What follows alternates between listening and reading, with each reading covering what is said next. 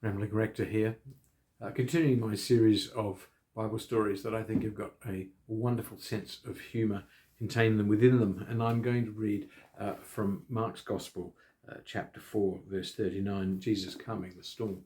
And I suppose, again, if you put yourself into this story in a very personal way, you can see perhaps the irony of this situation. So just to recap, we are sitting on a boat, and Jesus, in fact, asleep in the stern sheets of the boat, with his head on a pillow, and is gently snoring. And I don't know whether you've ever been on a boat, but I certainly find it one of the most relaxing ways of spending time, and I'm almost invariably asleep in the boat, which is just so calming and so soothing.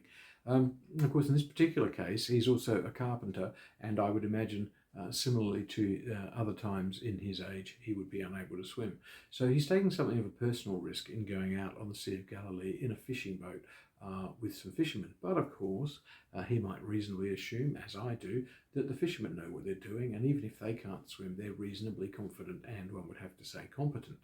However, suddenly, out of nowhere, from the desert, a storm is whipped up and starts to make the waves choppy and for the boat to be tossed, so that they're in fear of their lives. And this is where it gets interesting. And as I say, I can imagine poor old Jesus, who gets woken up from a deep slumber in the back. And they said, "Teacher, don't you care if we drown?" Now, Jesus is having to take an awful lot on in the first few minutes after he's woken up, and he's probably feeling, if he's anything like me, a little bit groggy and a little bit stiff in the joints. And he says,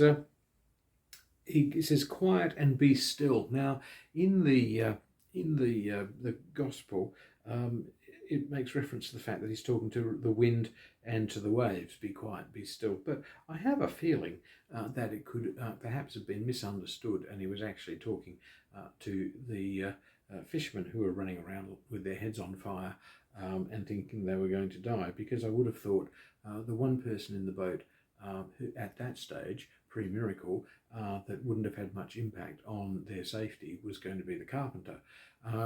However, they got a grip, as one would hope they did, and he said, why are you so afraid? Why do you still have no faith after you've seen me doing this? This stilling of the waves and the wind, and probably them as well, I would suspect. Who is this? Even the wind and the waves obey him.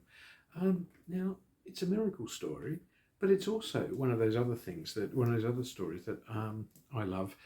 If you've ever, as I have, as I've said, go out fishing, you'll know that when it gets towards evening, no matter how windy it is during the day, the wind drops, and so the water becomes calm, and it's lovely. And I suppose the fishermen would have known that. I'm not necessarily sure that the carpenter would have known that.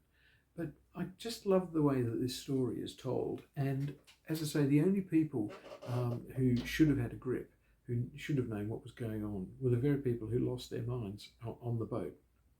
And actually Jesus, who's the one person not qualified, is the one that saves them all. Now, the moral of that story perhaps is, sometimes you go through life and you think to yourself, well, I have absolutely no idea what's going on, but perhaps you do. Perhaps you are the person on board the boat who actually has the best idea. And it's not necessarily to calm the seas or abate the winds, but actually just to encourage others to stay calm, to enable other people to perhaps just relax. So there's something in that. But what a wonderful story. And I do like that sort of wry sense of Jesus being woken up out of a lovely sleep on the calm waves and telling everyone to just get a grip. Come on, be still. And he said that to the waves as well. But yeah, I'm sure he said it to the disciples. So food for thought there. I hope you enjoy the story. Thank you.